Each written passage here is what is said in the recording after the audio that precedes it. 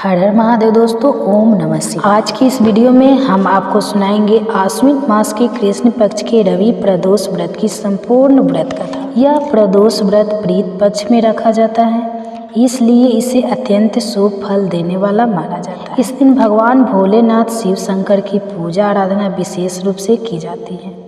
ऐसा करने से महादेव अपने भक्तों की सभी इच्छाओं को इस दिन अवश्य पूरा करते हैं और धन सुख समृद्धि का आशीर्वाद से ही प्रदान करते हैं।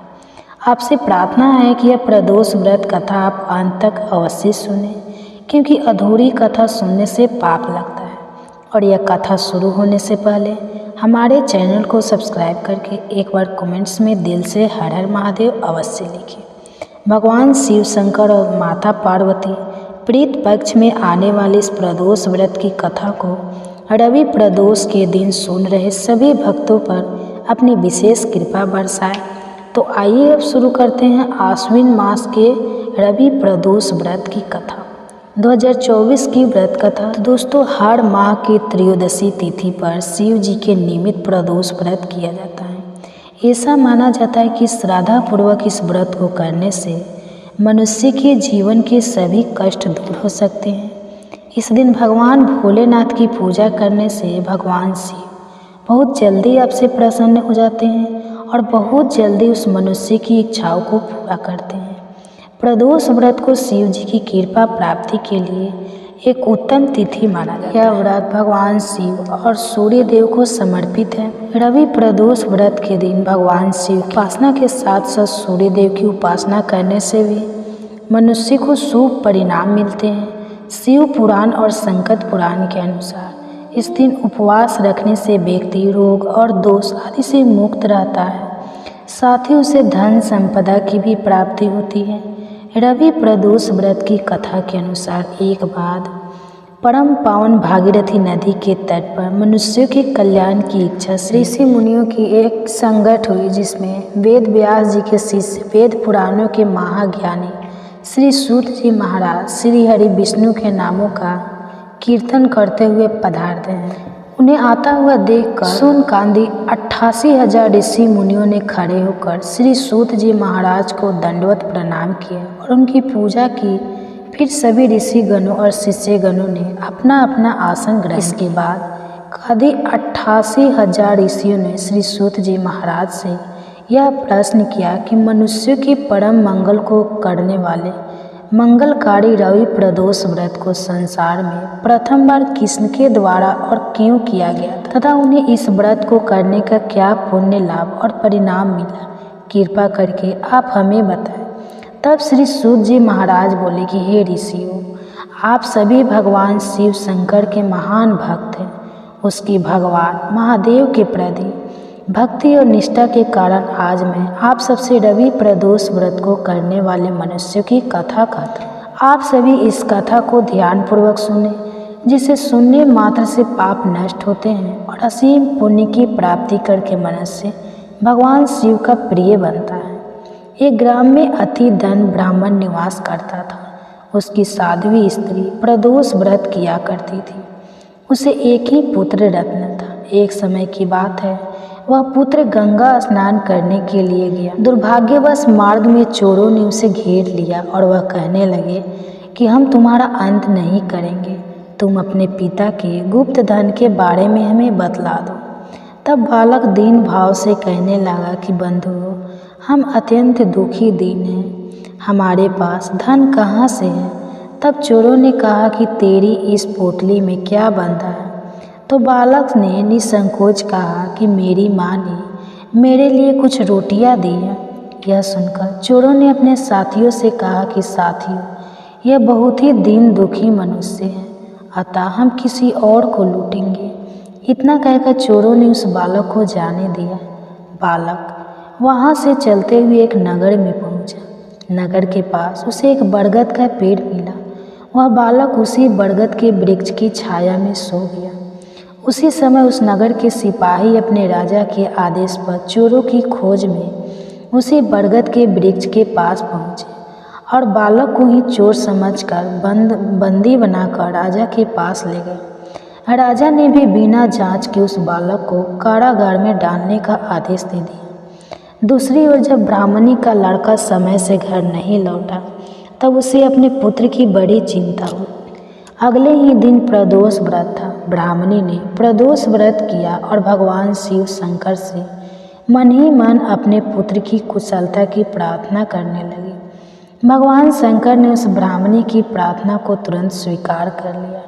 उसी रात भगवान शंकर ने उस राजा को सपने में आदेश दिया कि वह बालक चोर नहीं है, उसे प्रातः काल ही छोड़ दो, अन्यथा तुम्हारा सारा राज्य और वैभव मेरे क्रोध से नष्ट हो जाएगा। अगले दिन प्रातः काल राजा ने शिव जी की आज्ञा के अनुसार उस बालक को कारागार से मुक्त करवा दिया। तब बालक ने अपनी सारी सच्ची कहानी राजा को सुनाई। बालक के मुख से सारा सत्य वृतांत सुनकर राजा ने अपने सिपाहियों के साथ उस बालक के घर को उसे भेज दिया और उसके माता पिता को राजा दरबार में बुलाकर उसके माता पिता बहुत ही भयभीत थे। राजा ने उन्हें भयभीत देखकर कहा कि आप दोनों भयभीत ना हो, आपका बालक तो निर्दोष है। फिर राजा ने उस बालक के पिता ब्राह्मण को 5 गाय दान में दिए, जिससे कि वह सुखपूर्वक अपना जीवन व्यतीत कर सके। इस तरह वह ब्राह्मण ब्राह्मणी और उनका पुत्र आनंद से रहने लगे। शिव जी की दया से, उनकी कृपा से उनकी दरिद्रता और सारे दुख और कष्ट दूर हो गए। अतः जो भी मनुष्य इस रवि प्रदोष व्रत को करता है और भगवान शिव शंकर की खास कृपा का पात्र बन जाता है और भगवान भोलेनाथ की कृपा से सुखपूर्वक और निरोगी होकर अपना पूर्व जीवन सुख से व्यतीत करता है।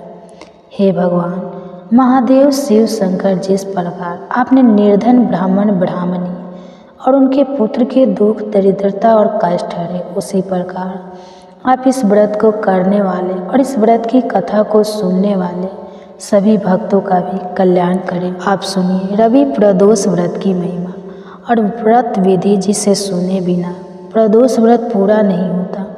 रवि प्रदोष व्रत सूर्य देव को समर्पित है, इसलिए इस दिन सुबह सूर्योदय से पहले उठें और स्नान करने के बाद सफ़ेद वस्त्र धारण करें। इसके बाद सूर्य देव को जल अर्पित करें। जल अर्पित करते समय उसमें रोली, अक्षत और पुष्प अवश्य मिलाएं। इसके बाद भगवान शिव की पूजा करते समय मन ही मन भगवान शिव के पंचाक्षर मंत्र ओम नमः शिवाय, ओम नमः शिवाय, इस मंत्र का जाप करें। ऐसा करने से भक्तों को अत्यंत ही शुभ परिणाम मिलते हैं। रवि प्रदोष व्रत के दिन सफ़ेद चीज़ों का दान करना चाहिए, जैसे दूध, दही, चावल या फिर सफ़ेद मिठाई आदि का दान करना चाहिए। रविवार होने के कारण आप गेहूँ, जौ, तांबा, लाल पुष्प भी दान कर सकते हैं। इसी के साथ आप इस दिन आदित्य हृदय स्रोत का 108 बार पाठ भी कर सकते हैं। एकादशी की तरह वर्ष में 24 प्रदोष होते हैं। एकादशी या प्रदोष दोनों में से कोई सा भी एक व्रत अवश्य करना चाहिए। जो भी प्रदोष जिस वार को आता है उसका विशेष फल होता है। रवि प्रदोष के दिन नियम पूर्वक व्रत रखने से जीवन में सुख, शांति और लंबी आयु की प्राप्ति होती है, सहज में भी हो जाती है। रवि प्रदोष व्रत का संबंध सीधा सूर्यदेव से होता है, अतः चंद्रमा के साथ साथ सूर्य भी आपके जीवन में सक्रिय रहते हैं। इससे चंद्र और सूर्य अच्छा फल देने लगते हैं, भले ही वह कुंडली में कितने भी नीच होकर क्यों ना बैठे हो। सूर्य ग्रहों का राजा है। रवि प्रदोष व्रत को रखने से सूर्य संबंधी सभी तरह की परेशानियां आपके जीवन से सदा के लिए दूर हो जाती हैं। यह प्रदोष व्रत सूर्य से संबंधित होने के कारण नाम, यश और सम्मान भी दिलाता है। मगर आपकी कुंडली में अपयश का योग हो तो यह प्रदोष व्रत आपको अवश्य करना चाहिए। पुराणों के अनुसार जो भी व्यक्ति प्रदोष का व्रत करता रहता है वह जीवन में कभी भी संकटों से नहीं घिरता और उसके जीवन में धन और समृद्धि सदैव ही बनी रहती है। रवि प्रदोष व्रत, सोम प्रदोष और शनि प्रदोष के व्रत को पूर्ण करने से अति शीघ्र कार्य सिद्धि होकर मनुष्य को अभीष्ट फल की प्राप्ति हो जाती है। स्वयं कार्य सिद्धि हेतु शास्त्रों में कहा गया है कि यदि कोई भी 11 अथवा 1 वर्ष के समस्त त्रयोदशी के व्रतों को करता है तो उसकी समस्त मनोकामनाएं अवश्य और शीघ्रता से पूर्ण हो जाती हैं। रवि प्रदोष व्रत के दिन प्रदोष काल में शिव जी की पूजा को आरंभ करें। शिव जी के मंदिर जाए और शिवलिंग पर जल और बेलपत्र को अर्पित करें। इसके बाद शिव जी को फल फूल धूप दीप और नैवेद्य अर्पित करें। शिव जी के बीज मंत्र का रुद्राक्ष की माला से जाप करें। संभव हो तो ब्राह्मणों को भोजन भी कराएं और क्षमता के अनुसार दान दक्षिणा दें। प्रदोष व्रत का उद्यापन करने के लिए स्नान करने के बाद रंगीन वस्त्रों से मंडप बनवाना चाहिए। इसमें शिव गौरी की प्रतिमा को स्थापित करके उनका विधिवत पूजन करना चाहिए। इसके बाद शिवजी और माता पार्वती के उद्देश्य से खीर से अग्नि में हवन करें। हवन करते समय ओम उमापति सहित शिवाय नमः इस मंत्र से 108 बार आहुति देनी चाहिए। इसके साथ ही ओम नमः शिवाय शंकर जी के मंत्र का उच्चारण करते हुए भगवान भोलेनाथ शंकर जी के निमित्त आहुति प्रदान करें। हवन के बाद क्षमता के अनुसार दान पुण्य के काम भी आप अवश्य करें और ब्राह्मणों को भोजन कराएं। ब्राह्मणों का आशीर्वाद लें और आशीर्वाद लेने के साथ साथ भोलेनाथ का ध्यान करते हुए व्रती को अपना भोजन पूरा कराना चाहिए। पौराणिक कथाओं के अनुसार प्रदोष व्रत से दुख दूर होते हैं, आयु और धन में वृद्धि होती है, साथ ही जातक को मनोवांछित फलों की प्राप्ति भी होती है। इसलिए हर मनुष्य को यह व्रत अवश्य करना चाहिए। अगर आपको यह कथा पसंद आई तो ऐसी ही कथाओं को सुनने के लिए हमारे चैनल को सब्सक्राइब। किन नियमों का पालन करना चाहिए? नवरात्रि के दौरान स्वच्छता का ख्याल रखें। शास्त्रों के अनुसार पूजा पाठ से संबंधित कार्यों में स्वच्छता का खास ख्याल रखा जाता है। नवरात्र देवी दुर्गा को समर्पित होता है। ऐसा पर्व है जो पूरे 9 दिनों तक चलता है और इन 9 दिनों में पूजा पाठ के दौरान घर और पूजा स्थल को स्वच्छ रखना चाहिए। नवरात्रि में तामसिक भोजन ना करें। धार्मिक मान्यता अनुसार नवरात्रि के 9 दिनों में तामसिक भोजन का सेवन नहीं करना चाहिए। व्रत के दौरान श्रृंगार सामान, दूध, आलू, जूस, साबूदाना, कट्टू और फलों का सेवन करना चाहिए। नवरात्रि के 9 दिनों तक प्याज, लहसुन या अन्य तरह की तामसिक चीज़ों से परहेज करना चाहिए। बाल, नाखून, दाढ़ी, मूछ ना बनवाएं। धार्मिक मान्यताओं के अनुसार नवरात्रि के 9 दिनों में बाल ना कटवाएं, दाढ़ी मूछ नहीं बनवानी चाहिए। शास्त्रों में यह सभी कार्य पूजा पाठ के दौरान वर्जित माने जाते हैं, इसलिए इन सभी कार्यों को नवरात्रि से पूर्व ही कर लेना चाहिए। ब्रह्मचर्य का पालन करें। शास्त्रों में ऐसी मान्यता है कि व्रत या पूजा पाठ के दौरान ताजक को ब्रह्मचर्य का पालन करना चाहिए। इसके साथ ही अपने व्यवहार में क्षमा, उदारता और उत्साह का भाव रखना चाहिए। व्रत के दौरान कम क्रोध, लोभ और मोह से दूर रहते हुए पूजा पाठ में मन लगाना चाहिए। घर में अशांति ना करें। शास्त्रों के अनुसार नवरात्रि के पावन दिनों में घर का माहौल पूरी तरह से सात्विक रखना चाहिए। घर में अशांति या कलश करने से बचना चाहिए। घर का वातावरण शांत और भक्ति में बनाए रखने से सकारात्मक ऊर्जा में वृद्धि होती है। घर को खाली ना छोड़ें। नवरात्रों के 9 दिनों में बहुत से लोग ना सिर्फ व्रत रखते हैं बल्कि कलश स्थापना, अखंड ज्योति और माता की चौकी का आयोजन भी करते हैं।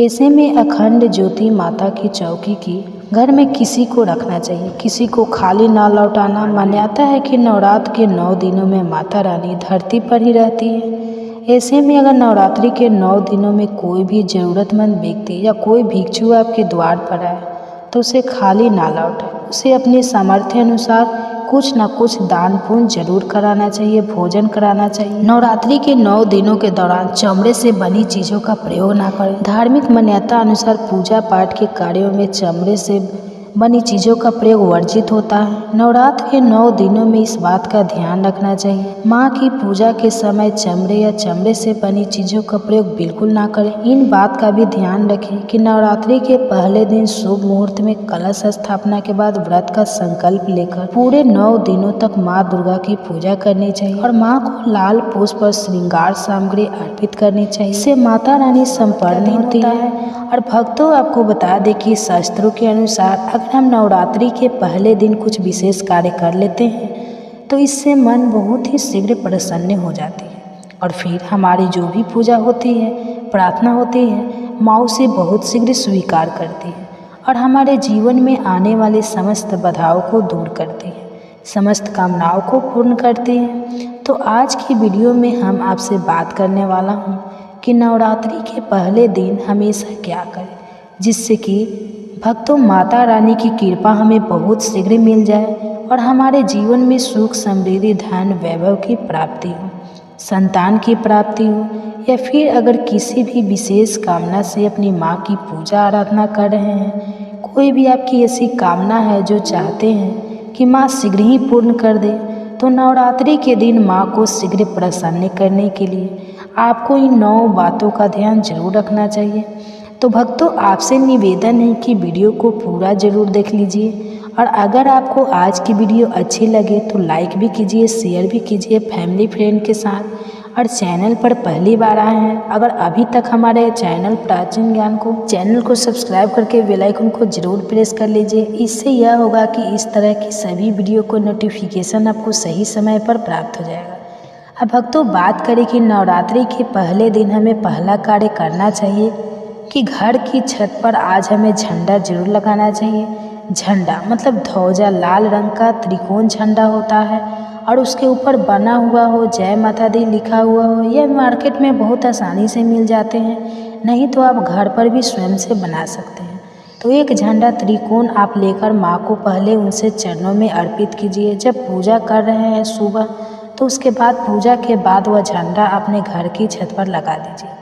इस झंडे को घर के ईशान कोण में यानी कि उत्तर पूर्व के कोने पर, अगर वहाँ पर जगह ना हो तो आप उत्तर दिशा में इस झंडे को लगा सकते हैं।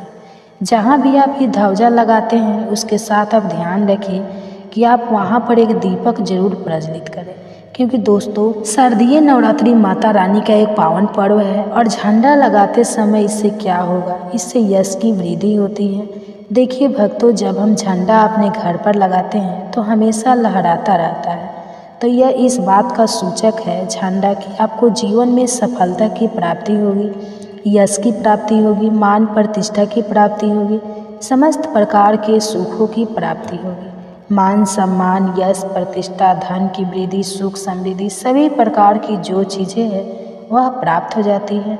दोस्तों ऐसे लहराता हुआ झंडा आपके घर पर शुद्धता की सूचना है।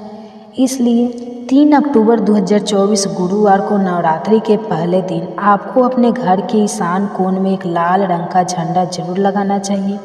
भक्तों अगला जो कार्य है नवरात्रि में पहले दिन आपको जरूर करना है वह है घर के मुख्य द्वार पर तोरण लगाना। तोरण क्या होता है, देखिए आम के पत्ते लीजिए। जब हम 5 पल्लव लिए भी आम का पत्ता लेते हैं, वही आम का पत्ता चाहिए हमें और थोड़ा सा अधिक मात्रा में आप लेकर आइए। उसे साफ धो लीजिए। धोने के बाद उस पत्ते के ऊपर आपको श्री लिखना है। पत्ते पर आपसे में लिखिए और जितना भी बड़ा आपका मुख्य द्वार हो उसके अनुसार एक धागा लेकर, लाल धागा ले सकते हैं, पीला धागा ले सकते हैं। इस प्रकार से किसी भी रंग का धागा लेकर आप इन सभी पत्तों को एक माला के स्वरूप में बना लीजिए और उसके बाद यह अपने घर के मुख्य द्वार पर लगा दीजिए। भक्तों श्री पत्तों पर कुमकुम से लिख दीजिए या हल्दी से लिख दीजिए, इसे लगा दीजिए। इससे क्या होगा कि जब भी आप किसी दरवाजे पर किसी तोरण लगा हुआ देखते हैं, आपको क्या लगता है, पहले ही सूचना में यह लगता है कि इस घर में कोई शुभ या मंगलिक कार्य हुआ है।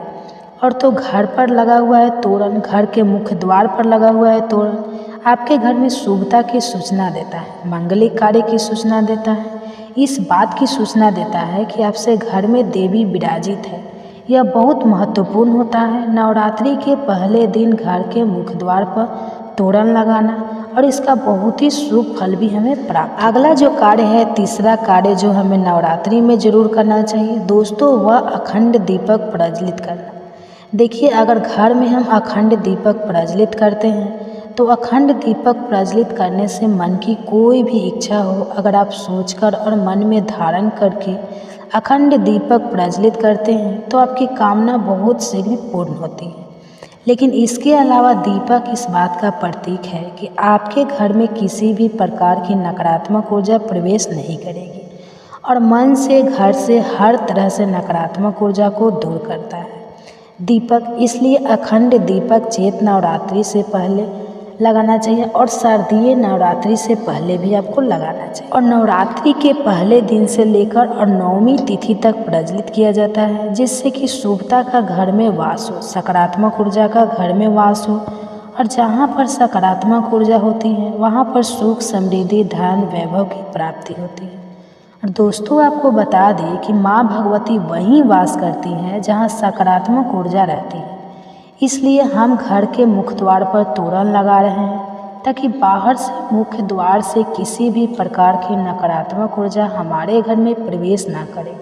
इसके अलावा जब हम दीपक प्रज्वलित कर रहे हैं तो हम विचारों में किसी प्रकार की नकारात्मक ऊर्जा ना हो, इसके लिए हम प्रज्वलित कर रहे हैं। जब हम पूजा प्रार्थना कर रहे हैं, मंत्र जाप कर रहे हैं, विधि उसे हम पूर्ण कर पाए, इसके लिए अखंड दीपक प्रज्वलित किया जाता है। लेकिन अगर आप किसी भी कारणवश अखंड दीपक प्रज्वलित नहीं कर पाते हैं तो सुबह शाम दोनों समय जब माँ की आराधना करें तब आपको शुद्ध घी का दीपक जरूर प्रज्वलित करना है। और सुबह शाम दोनों समय अपने घर में लौंग और कपूर की आरती जरूर कीजिए, जिससे कि घर में नकारात्मक ऊर्जा ना रहे और घर में सकारात्मक ऊर्जा का वास बना रहे। अगला जो कार्य है नवरात्रि में आपको जरूर करना चाहिए वह कलश की स्थापना। और देखिए, दीपक में एक और बात का ध्यान रखें कि हम कलश की स्थापना की बात करते हैं। दीपक में अगर आप घी का दीपक प्रज्वलित कर रहे हैं तो उसे आपको माँ भगवती दुर्गा की मूर्ति के दाईं तरफ रखना होता है।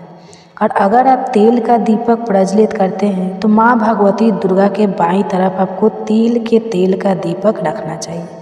तो इस प्रकार से दीपक का आप ध्यान रखिए। जब भी आप तेल या फिर घी का दीपक प्रज्वलित करते हैं तो उसे सही दिशा में सही स्थान पर रखना चाहिए। और अगला जो कार्य है घट स्थापना करना, यानी कलश की स्थापना करना। तीखी कलश की स्थापना जब हम करते हैं नवरात्रि में, कलश में हम सभी देवी देवताओं का आवाहन करते हैं। सभी देवी देवताओं का पूजन माँ भगवती के साथ ही हम प्रतिदिन करते हैं। इस प्रकार से जब 9 दिनों तक लगातार हम समस्त देवी देवताओं का पूजन करते हैं, घर में आह्वान करके विधि विधान से विशेष रूप से हम उनकी आराधना करते हैं। क्योंकि जब हम माँ का पूजन करते हैं पहले हम कलश का पूजन करते हैं, धूप दीप नैवेद्य चीज़ें हम माँ को अर्पित करते हैं विधि विधान से, और उसके साथ ही कलश को भी हम इसी प्रकार से अर्पित करते हैं। तो सभी देवी देवताओं की विशेष पूजा हम 9 दिनों तक कर रहे हैं। तो हमारे जीवन में किसी भी प्रकार की कोई बाधा दूर होती है और कोई भी हमारी विशेष काम ना हो तो अवश्य पूर्ण होती है। तो कलश की स्थापना हमें ज़रूर करनी चाहिए। अगर संभव हो तो नवरात्रि के प्रथम दिन जो अगला जरूरी काम हमें करना है वह है जवारे होना, यानी कि सप्त धान्य बोना, जो कि हम मिट्टी में थोड़े से जौ बोते हैं जो कि हरे हो जाते हैं। बहुत सी ऐसी जौ अंकुरित हो जाते हैं और ये शीघ्र ही अंकुरित तब होते हैं जब हमारे घर में अन्न होते हैं। तो ये इस बात की सूचना देते हैं कि हमारे घर में सुख समृद्धि आने वाली है। हमारे घर में माँ भगवती विराजित हो चुकी है और घर में सुख समृद्धि धन वैभव सभी प्रकार की जो शुभता है उसका आशीर्वाद हमेशा दे रही है। तो घर में अगर आप जब होते हैं, सप्त धान्य बोते हैं तो बहुत ही श्रेष्ठ माना जाता है।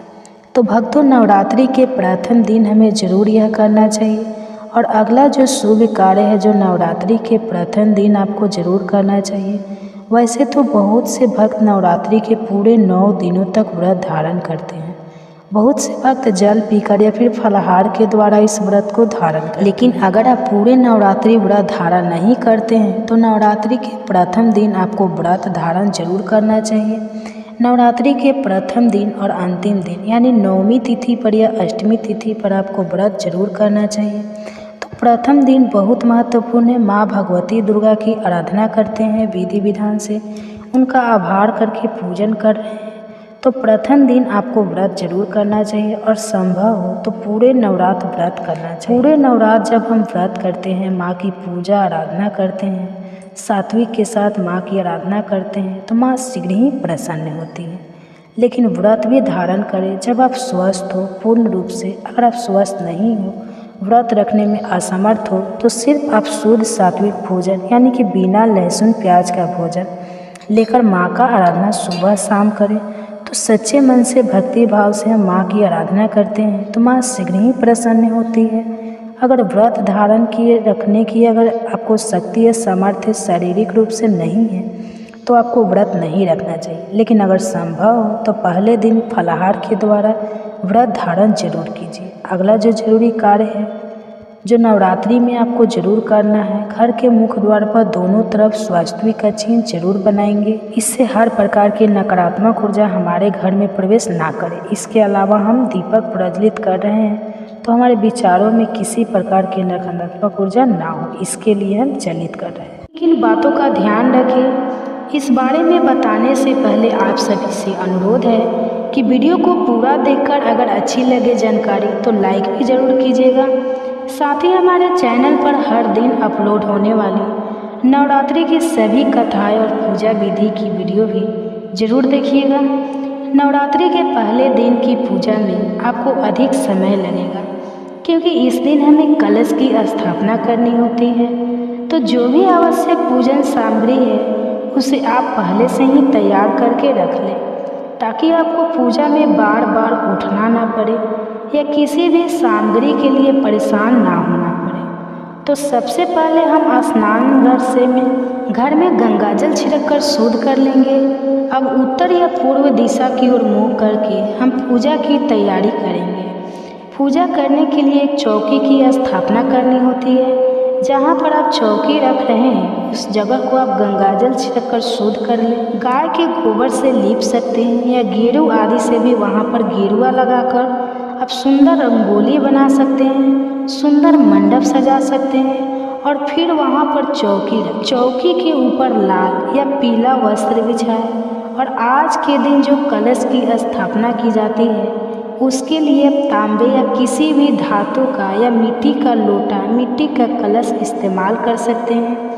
यदि आप मिट्टी से कोई भी पात्र यूज कर रहे हैं जैसे कि मिट्टी का कलश, मिट्टी का दीपक, तो अंतिम दिन मिट्टी वाली जो भी चीज़ें हैं, जो सामग्री है उनका विसर्जन जरूर कर देना चाहिए। सबसे पहले चौकी पर अक्षत का आसन देकर या अष्टदल कमल बनाकर हम उसके ऊपर कलश की स्थापना करेंगे। तो जिस भी कलश की स्थापना आप करने वाले हैं उसके कंठ पर आप मौली यानी कलावा 3 बार लपेट लें। कलश के ऊपर स्वास्तिक बना लें या 16 बिंदियाँ आप टीके की, सिंदूर की भी लगा सकते हैं, रोली की लगा सकते हैं। अब जो आसन आपने कलश के लिए लगाया है उस आसन पर उस लोटे को रखकर, कलश को रखकर आप उसमें शुद्ध जल भरें। जल भरते समय गंगा, यमुना सहित सभी पवित्र नदियों का स्मरण करें और उसमें शुद्ध जल, गंगा जल मिलाकर डालें। अक्षत, हल्दी की गांठ, एक सिक्का, लौंग का जोड़ा, इलायची आपको कलश के अंदर डालनी है। कलश के ऊपर रखने के लिए आम, अशोक के पत्ते या अगर यह ना मिले तो आप पान के पत्ते भी रख सकते हैं। 5, 7, 9, 11 की संख्या में आप यह पत्ते कलश के ऊपर लगाएं। ध्यान रखें पत्ते साफ हो, कटे फटे या बासी ना हो। अब इस कलश के ऊपर अक्षत या फिर गेहूं से भरी एक कटोरी रखें और उसके ऊपर आपको पानी वाला नारियल भी स्थापित करना होता है। जटा वाला नारियल यानी पानी वाला नारियल जिसे आप अच्छे से चेक जरूर कर लीजिएगा ताकि उसमें पानी हो, सूखा हुआ नारियल स्थापित ना करें। अब उस नारियल पर आपको एक लाल चुनरी जिसे कलावे से लपेट कर रखना है। कलश के ऊपर रखने वाले नारियल की भी पूजा आपको करनी होती है। नारियल पर आप तिलक लगाए, हाथ जोड़कर माता रानी से प्रार्थना करें कि आपके द्वारा की गई कलश स्थापना को माता रानी स्वीकार करें और फिर जो नारियल है उसे कलश के ऊपर रख देना चाहिए। ध्यान रखें कि कलश के ऊपर जो नारियल आप रखते हैं उसे लेटाकर रखना चाहिए, सीधा खड़ा करके नहीं रखना चाहिए। ठीक है, आपको नारियल किस तरह से रखना है इस बात का भी आप ध्यान जरूर रखें। नारियल का जो मुख है वो पूजा करने वाले व्यक्ति की तरफ हो, यानी कि जिस ओर से नारियल पेड़ की टहनी से जुड़ा होता है वह मुख आपके खुद की तरफ होना चाहिए। कभी भी नारियल का मुख कलश के नीचे की तरफ नहीं होना चाहिए। कलश पर विधि विधान से और सही नियम से नारियल रखने और कलश स्थापना करने से ही पूजा सफल होती है। कलश की स्थापना हमेशा माँ भगवती के दाहिनी तरफ करनी चाहिए, यानी कि जब आप पूजा करेंगे तब वो बायां साइड हो। कलश की स्थापना करने के बाद हम हाथ जोड़कर कलश में वास करने वाले सभी देवी देवताओं, सभी पवित्र नदियों को प्रणाम करेंगे। अब क्योंकि बिना गणेश भगवान की पूजा से कोई भी पूजा सफल नहीं, तो सबसे पहले गणेश भगवान की पूजा की जाती है। तो अगर आपके पास गणेश भगवान जी की प्रतिमा है या तस्वीर है तो आप उनकी स्थापना करें, नहीं तो आप एक सुपारी में मौली लपेटकर उन्हें गणेश भगवान का रूप मानकर उनकी पूजा कर सकते हैं, उनकी स्थापना कर सकते हैं। चौकी पर थोड़ा सा अक्षत का आसन देकर सुपारी की स्थापना करें। अब माता दुर्गा की जो भी प्रतिमा या तस्वीर आपके पास है तो आप उनकी स्थापना करें। माता की जो भी प्रतिमा तस्वीर है उन्हें खाली डायरेक्ट चौकी पर नहीं रखनी चाहिए। आप थोड़े पुष्प का या फिर अक्षत का आसन देकर ही मूर्ति विराजित करें। अब सबसे पहले गणेश भगवान जी को स्नान कराकर उन्हें तिलक लगाएं, जनेऊ अर्पित करें, दुर्वा अर्पित करें और माता दुर्गा की प्रतिमा को आप, यदि प्रतिमा है धातु की प्रतिमा है तो उन्हें स्नान कराएं। मिट्टी की प्रतिमा है तो गंगा जल का छींटा देकर स्नान का भाव करें। फिर माता रानी को तिलक लगाएं, श्रृंगार की सामग्री अर्पित करें, पुष्पों से श्रृंगार करें। माता रानी को मौसमी पुष्प अर्पित करें।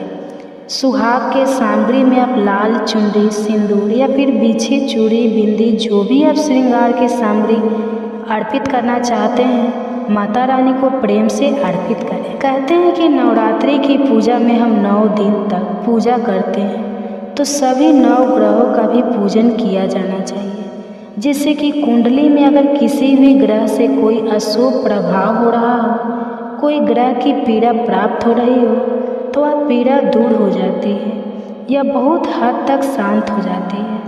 तो ऐसे में आपको 9 ग्रहों की स्थापना करनी चाहिए।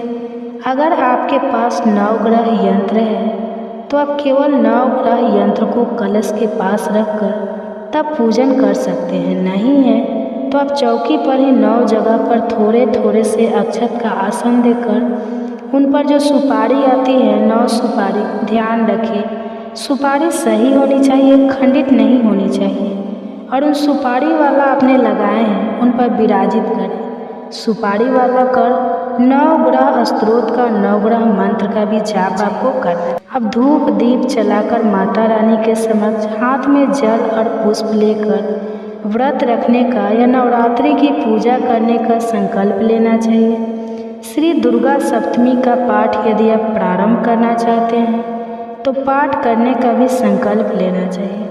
किस तरह का फलाहार आप इन व्रतों में ग्रहण करना चाहते हैं, नवरात्रि के कितने व्रत आप रखना चाहते हैं। कुछ लोग पहला और आखिरी व्रत रखते हैं, कुछ लोग सभी 9 दिन के उपवास रखते हैं। तो जिस तरह की भी आपकी श्रद्धा हो, आपकी सामर्थ्य हो, उसके अनुसार आपको संकल्प लेना चाहिए। किस तरह का फलाहार आप करना चाहते हैं तो उसका भी संकल्प आपको पहले दिन ले लेना चाहिए और फिर 9 दिन तक लगातार उन्हीं बातों का, उन्हीं नियमों का पालन करना चाहिए। बहुत से लोग 9 दिनों तक अखंड ज्योति जलाकर रखते हैं, तो पहले दिन ही आपको अखंड ज्योत जला लेनी चाहिए। अखंड ज्योत यदि आप 9 दिन तक ना जला पाए और 24 घंटे तक ही जलाने का आपका मन है, आपकी श्रद्धा है, तो आप केवल 24 घंटे जलाने का भी संकल्प ले सकते हैं। और इस प्रकार से आप पहले दिन की पूजा शुरू कर सकते हैं। पहले दिन की पूजा में थोड़ा समय ज़्यादा लगता है, तो ध्यान रखें कि आपको जो भी ज़रूरी काम है वो पहले से निपटा कर रख लेना चाहिए, ताकि आपकी पूजा में आपका मन बार बार बेचैन ना हो या आपको किसी बात की कोई जल्दी ना हो। जल्दबाजी में की गई पूजा हमेशा असफल रहती है। अब आपने अगर अखंड ज्योत जलाकर रखी है तो ध्यान रखें उस दीपक को आपको हिलाना नहीं है। जिस जगह पर आपने एक बार स्थापित कर दिया उसी जगह पर आपको रखे रहना है। और जो आरती आप करते हैं उसके लिए आपको अलग से एक दिया जलाना चाहिए या कपूर जलाकर आप आरती कर सकते हैं। बिना कथा के व्रत अधूरा माना जाता है। अगर आप व्रत नहीं भी रख रहे हैं तब भी आपको माता भागवती के सभी 9 रूपों की कथाएं हर दिन सुननी चाहिए। अब माँ शैलपुत्री के मंत्रों का जाप करके माता शैलपुत्री की कथा का श्रवण करने के बाद कपूर जलाकर आरती करनी चाहिए और हमेशा भोग आरती करने के बाद लगाना चाहिए। वैसे तो नवरात्रि के पूरे 9 दिन तक माँ भगवती को अलग अलग भोग लगाया जाता है। अगर आपको इस बात की जानकारी ना हो या आपके पास ऐसी सामग्री ना हो किसी कारण से, तो आप हर दिन लौंग, इलायची और पान का भोग और दूध या दूध से बनी मिठाई का भोग भी या मिश्री का भोग भी माता रानी को अर्पित कर सकते हैं।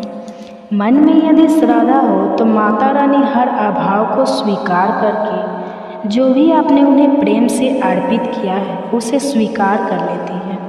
इसके लिए आपको नवरात्रि के हर दिन यदि आपके पास छोटा हवन कुंड है तो हवन कुंड में नहीं तो आप मिट्टी का एक बड़ा सा दिया ले सकते हैं। उसमें अग्यारी करनी चाहिए। अग्यारी करने के लिए गाय के गोबर का उपला आपको चाहिए। रोज थोड़ा थोड़ा सा छोटा सा उपला तोड़कर उसे आप अच्छे से सुलगा लें और उसके ऊपर थोड़ी सी हवन सामग्री डालकर, कपूर डालकर, लौंग का एक जोड़ा घी में डुबोकर उस जलते हुए उपले पर डालें और जो भी भोग आपने माता रानी को अर्पित किया है, चाहे वह मिठाई हो या फिर मिश्री हो, उन्हें आप उस जलते हुए उपले में रखें। इस तरह से अग्नि देवता के माध्यम से माता रानी अपना भोग स्वीकार कर लेती है और भोग अर्पित करने के बाद जल का छींटा उस अग्नि कुंड के चारों ओर या जो मिट्टी का दिया है उसके चारों ओर थोड़ा थोड़ा जल जरूर छिड़क देना चाहिए। हाथ जोड़कर सबसे अंत में सच्चे मन से क्षमा याचना करनी चाहिए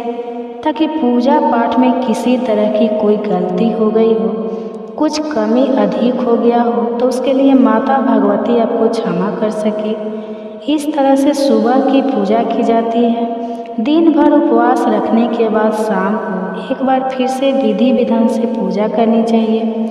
यदि सुबह आपके पास दुर्गा सप्तमी पढ़ने का समय है तो सुबह पढ़ सकते हैं, नहीं तो आप शाम को भी पढ़ सकते हैं। अब बात करते हैं कि शाम की पूजा कैसे करनी चाहिए। तो देखिए, शाम की पूजा में आप स्नान कर लें। यदि ऐसा संभव ना हो तो आप जो वस्त्र आपने दिन भर पहने हैं उन्हें चेंज कर लें और साफ सुथरे वस्त्र धारण करके आप धूप दीप जलाकर माता रानी को शाम की पूजा में भोग लगाएं, आरती करें। और यदि समय हो तो आप शाम के समय भी माता शैलपुत्री की जैसे पहले दिन कथा पढ़ी जाती है उसी तरह शाम के समय भी कथा पढ़िए, सुन सकते हैं। और हर दिन की कथा आप शाम के समय भी रोज़ सुन सकते हैं। और अगर आपके पास समय नहीं है तो आप शाम की पूजा में केवल धूप दीप जलाकर माता रानी की आरती करके जो भी फलाहार आपने मन में लिए बनाया है उसे पहले माता रानी को अर्पित करके फिर प्रसाद रूप में ग्रहण कर सकते हैं। हमेशा शाम के समय फलाहार ग्रहण करने से पहले फलाहार का एक हिस्सा गौ माता के लिए या फिर अगर आपके घर में कोई छोटी कन्या है, आपके आसपास कोई छोटी कन्या है तो आप उन्हें देने के बाद ही प्रसाद ग्रहण किया करें। इस तरह से आप पहले दिन की पूजा कर लेते हैं। फिर उसके बाद दूसरे दिन तक लगातार आपको इसी तरह विधि विधान से पूजा करनी है। पूजा विधि लगभग एक ही होती है, भोग आपको अलग अलग अर्पित करना होता है।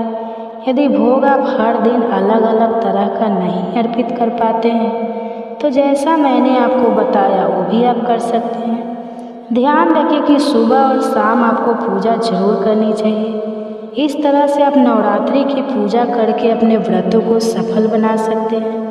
वैसे तो नाव के समान वेगवान काल के द्वारा क्षण कण में प्राणियों के शरीर की उत्पत्ति और विनाश होता रहता है, परंतु अज्ञानवश वह दिखाई नहीं पड़ता। राजन, मैंने सूर्य से यह शिक्षा ग्रहण की है कि जैसे वे अपनी किरणों से पृथ्वी का जल खींचते और समय पर उसे बरसा देते हैं, वैसे ही योगी पुरुष इंद्रियों के द्वारा समय पर विषयों का ग्रहण करता है और समय आने पर उनका त्याग कर देता है, उनका दान भी कर देता है। किसी भी समय उसे इंद्रिय के किसी भी विषय में आसक्ति नहीं होती स्थूल बुद्धि जल से विभिन्न पात्रों में प्रतिबिंबित हुआ सूर्य उन्हीं में प्रविष्ट सा होकर भिन्न भिन्न दिखाई पड़ता है, परंतु इसमें स्वरूप सूर्य अनेक नहीं हो जाता। वैसे ही चल और अचल उपाधियों के भेद से ऐसा जान पड़ता है कि प्रत्येक व्यक्ति में आत्मा अलग अलग है, परंतु जिनको ऐसा मालूम होता है उनकी बुद्धि मोटी है।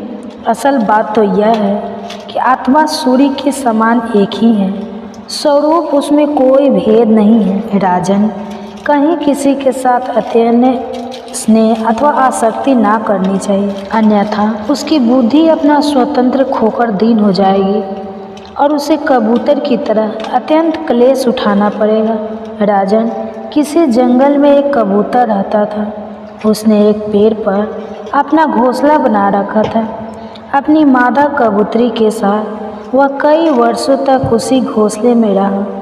उस कबूतर के जोड़े के हृदय में निरंतर एक दूसरे के प्रति स्नेह की वृद्धि होती जाती थी। वे गृहस्थ धर्म में इतने आसक्त हो गए थे कि उन्होंने एक दूसरे की दृष्टि से दृष्टि, अंग से अंग और बुद्धि से बुद्धि को बांध रखा था। उनका एक दूसरे पर इतना विश्वास हो गया था कि वे निशंक होकर वहाँ की वृक्षावली में एक साथ सोते, बैठते, घूमते फिरते, ठहरते, बातचीत करते, खेलते और खाते पीते थे। राजन, कबूतरी पर कबूतर का इतना प्रेम था कि वह जो कुछ चाहती कबूतर बड़े से बड़ा कष्ट उठाकर उसकी कामना पूर्ण करता। वह कबूतरी भी अपने कामुक पति की कामनाएं पूर्ण करती। समय आने पर कबूतरी को पहला गर्व रहा। उसने अपने पति के पास ही घोंसले में अंडे दिए। भगवान की अचिंत शक्ति के समय आने पर वे अंडे फूट गए और उसमें से हाथ पैर वाले बच्चे निकल। उनका एक एक अंग और रोए अत्यंत कोमल थे। अब उन कबूतरी की आंखें अपने बच्चों पर लग गई। वे बड़े प्रेम और आनंद से अपने बच्चों का लालन पालन, लाड़ प्यार करती और उनकी मीठी बोली, उनकी गुटुरगु सुन सुनकर आनंद मग्न हो जाते। बच्चे तो सदा सर्वदा प्रसन्न रहते ही थे। वे जब अपने सुकुमार पंखों से माँ बाप का स्पर्श करते, कुछ देर भोली भाली टाई करते और फुदक फुदक कर अपने माँ बाप के पास दौड़ आते, तब कबूतर और कबूतरी आनंद मग्न हो जाते। राजन, सच पूछो तो वे कबूतर कबूतरी भगवान की माया से मोहित हो रहे थे। उनका हृदय एक दूसरे से स्नेह बंधन से बंध रहा था। वे अपने नन्हे नन्हे बच्चों के पालन पोषण में इतने व्यग्र रहते कि उन्हें दीन दुनिया लोक परलोक की याद ही आती। एक दिन दोनों नर्मदा अपने बच्चों के लिए चारा लाने जंगल में गए हुए थे, जबकि अब उनका कुटुंब बहुत बढ़ गया था।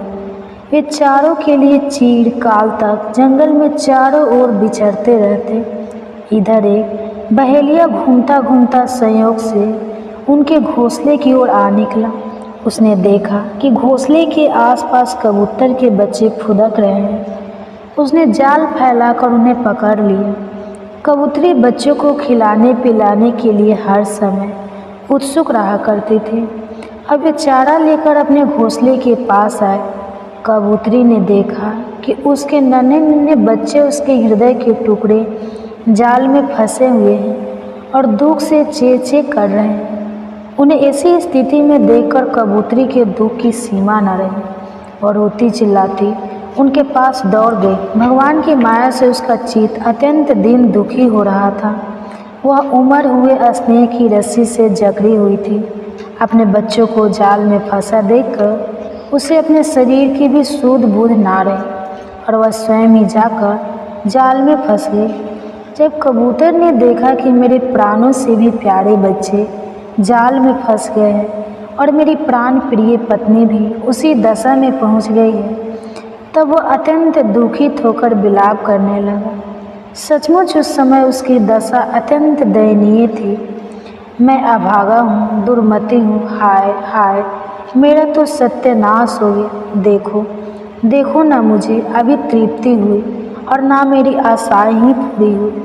तब तक मेरा धर्म, अर्थ और काम का मूल यह गृहस्थाश्रम ही नष्ट हो गया। हाय, मेरी प्राण प्यारी मुझे ही अपना इष्ट देव समझती थी, मेरी एक एक बात मानती थी, मेरे इशारे पर नाचती थी, सब तरह से मेरे योग्य थी। आज वह मुझे सुने घर में छोड़कर हमारे सीधे सा निश्चल बच्चों के साथ स्वर्ग सिधार गए। मेरे बच्चे मर गए, मेरी पत्नी जाती रही, मेरा अब संसार में क्या काम। मुझ दिन का यह विदुर जीवन गृहिणी का जीवन, जलन का व्यर्थ का जीवन है। अब मैं इस सुने घर में किसके लिए जीऊँ। राजन, कबूतर के बच्चे जाल में फंसकर तड़पड़ा रहे थे। स्पष्ट दिख रहा था कि वे मौत के पंजे में है, परंतु वह मूर्ख कबूतर यह सब देखते हुए भी इतना दीन हो रहा था कि स्वयं जानबूझकर जाल में कूद पड़ा। राजन, वह बलिया बड़ा क्रूर था। गृहस्थाश्रम कबूतर कबूतरी और उनके बच्चों को मिल जाने से उसे बड़ी प्रसन्नता हुई। उसने समझा मेरा काम बन गया और वह उन्हें लेकर चलता बना।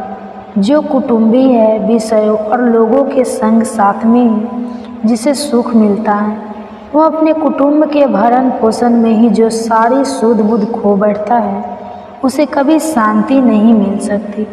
वह उसी कबूतर के समान अपने कुटुंब के साथ कष्ट पाता है।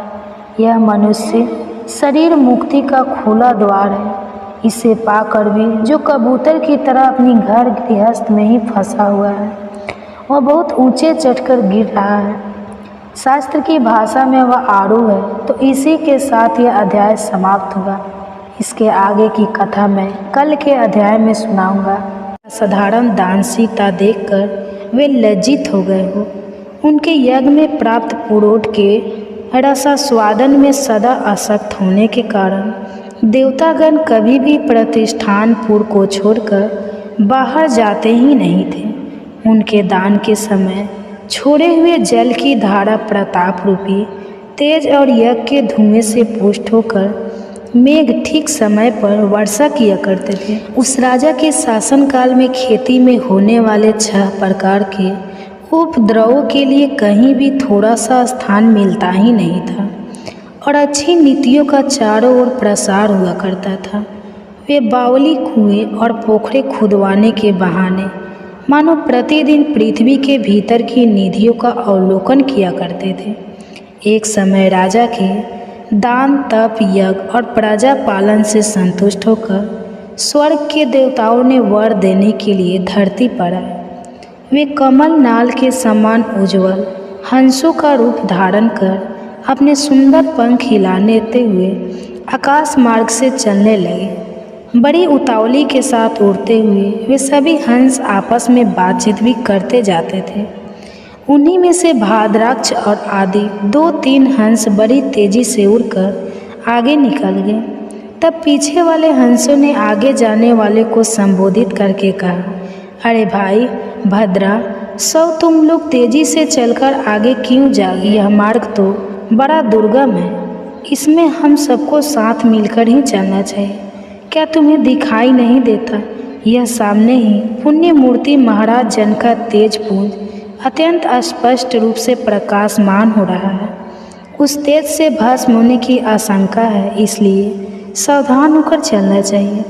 पीछे वाले हंसों के वचन सुनकर आगे वाले हंस हंस पड़े और ऊंचे स्वर से उनकी बातों की अपेक्षा अवहेलना करते हुए कहने लगे, अरे भाई, क्या इस राजा जनश्रुति का तेज ब्रह्मवादिनी राजा जनश्रुति अपने ऊंचे महल की छत से उतर गए और सुखपूर्वक आसन पर विराजमान होकर अपने सारथी को बुलाकर कहने लगे, जाओ महात्मा रथ को यहाँ लेकर आओ। राजा का यह अमृत के समान वचन सुनकर मह नामक सारथी बहुत प्रसन्न हुआ और नगर से बाहर निकल गया। सबसे पहले उसने मुक्ति दैनी काशीपुरी की यात्रा की।